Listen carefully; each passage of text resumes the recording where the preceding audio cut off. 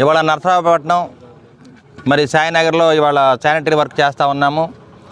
ఏదైతే చంద్రబాబు నాయుడు గారు పవన్ కళ్యాణ్ ఇచ్చిన హామీల మేరకు పురపాలక సంఘాలన్నీ కూడా దగ్గరుండి బాగు చేస్తాము, సుందరీకరణ చేస్తాము. ఈ కార్యక్రమానికి బీజేపీ, జనసేన, టీడీపీ అందరం కూడా ఉమ్మడిగా ఓ ప్రణాళిక ద్వారా మరి నరసరావుపేట పట్టణాన్ని బాగు చేసుకోవడానికి ముందుకు రావడం జరిగింది. మరి దీంట్లో అందరూ కూడా మరి ఆర్యవైశ్య ప్రముఖులు రావడం జరిగింది.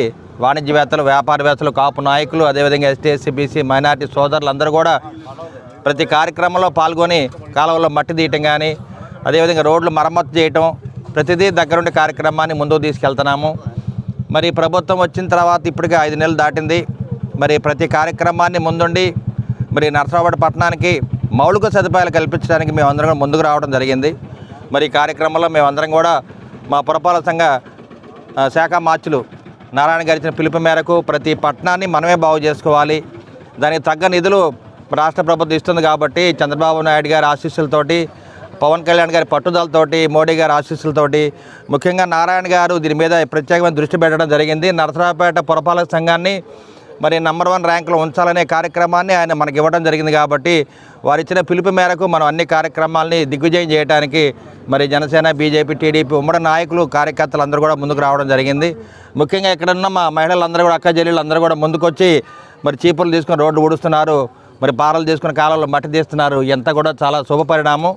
మనం అందరం కూడా కష్టపడి పనిచేస్తే 10 చేతులు కలిస్తే ఏ కార్యక్రమాన్ని సాధించుకోవచ్చు కాబట్టి ఉమ్మడి కూటమి ద్వారా మన ఆంధ్ర రాష్ట్రాన్ని, నరసరావుపేట పట్టణాన్ని అభివృద్ధి చేసుకుందామని చెప్పి మీడియా ముఖంగా తెలియజేస్తున్నాను. అందరికీ నమస్కారం. అందరికీ నమస్కారం. ఈరోజు నరసరావుపేట పట్టణంలోని 1వ వార్డు సాయినగర్ రంగాపు కాలువలు శుభ్రం చేయటం, పిచ్చి మొక్కలు పీకివేయటం, ఇటువంటి స్వచ్ఛ కార్యక్రమాన్ని చేపట్టడం జరుగుతుంది. ఏదైతే 2014 నరేంద్ర మోడీ గారు పిలిపించారో స్వచ్ఛ భారత్ కార్యక్రమాన్ని, దాన్ని ఇప్పటికీ ఆచరిస్తూ నరసరావుపేట పట్టణాన్ని క్లీన్ అండ్ గ్రీన్గా మార్చే దిశగా స్థానిక శాసనసభ్యులు శ్రీ చదలవాడ అరవింద్ బాబు కృషి చేయడం జరుగుతుంది.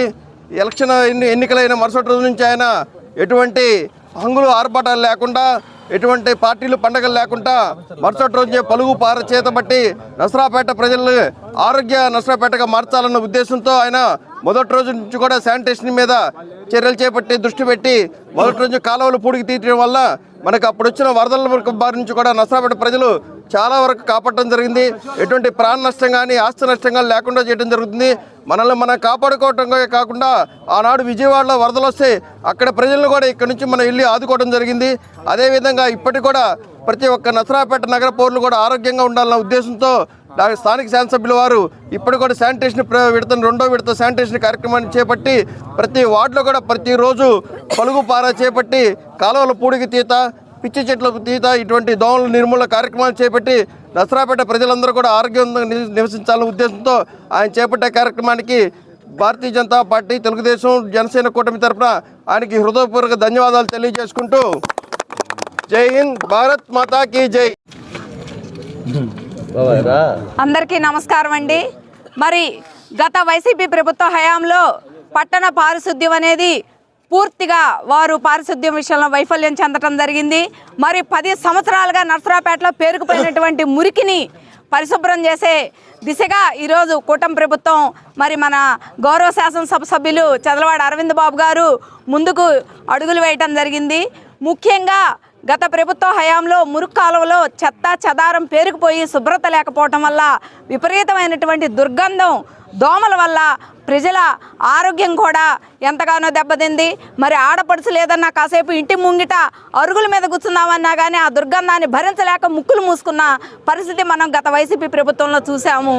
మరి కూటమి ప్రభుత్వం అధికారం చేపట్టగానే అరవింద్ బాబు గారు క్షేత్రస్థాయిలో ప్రతి వార్డులో ఈ పరిస్థితిని గమనించారు కాబట్టి వారు యుద్ధ ప్రాతిపదికన పట్టణ పారిశుద్ధ్యానికి పెద్దపీట వేశారు. కేవలం మరి ఆదేశాలకే పరిమితం కాకుండా స్వయంగా ఒక శాసనసభ సభ్యులు, ఒక ఎమ్మెల్యే గారు నడుం బిగించి ఈరోజు క్షేత్రస్థాయిలో ప్రతి వార్డులో పారిశుద్ధ్యాన్ని స్వయంగా ఆయనే శుభ్రం చేయటం అనేది నిజంగా చాలా గొప్ప విషయం. ఇది అరవింద్ బాబు గారికి ప్రాంతం పట్ల, ప్రజల పట్ల ఉన్నటువంటి చిత్తశుద్ధిని మరి చూపిస్తుంది. ఖచ్చితంగా వారు చెప్పారు, నరసరావుపేట పట్టణాన్ని సుందరమైనటువంటి మున్సిపాలిటీగా మనందరం సమిష్టిగా తీర్చిదిద్దుకుందామని. ఆ దిశగానే మరి నరేంద్ర మోడీ గారు, చంద్రబాబు నాయుడు గారు, పవన్ కళ్యాణ్ గారు, మరి కోడెల గారి స్ఫూర్తితో ఆయన నరసరావుపేటని అభివృద్ధి చెందే దిశగా ముందుకు అడుగులేస్తున్నారు. ఈ